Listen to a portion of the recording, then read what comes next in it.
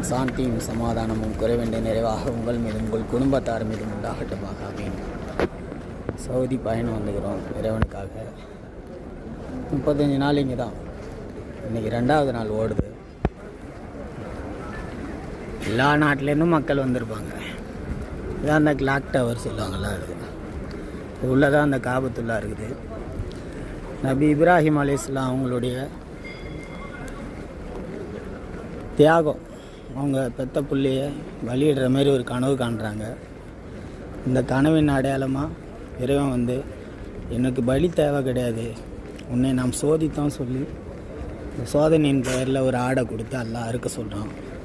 அந்த தியாக திருநாள தான் பக்ரீத் பண்டிகை கொண்டாடுறோம் இன்ஷா அல்லாஹ்.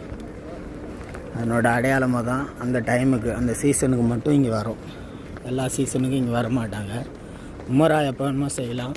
ஹஜ்ஜின்றது அந்த தியாக திருநாளை முன்னிட்டு கொண்டாடுற ஒரு விஷயம் இன்ஷா அல்லாஹ். தெரிஞ்சதை சொல்லியிருக்கிறேன் இன்ஷா அல்லாஹ். இறைவனின் சாந்தியும் சமாதானமும் குறைவேண்டிய நிறைவாக உங்கள் மீதும் உங்கள் குடும்பத்தார் மீதும் உண்டாகட்டுமாக. ஆமீன். புதுச்சேரி இக்பால் பாஷா.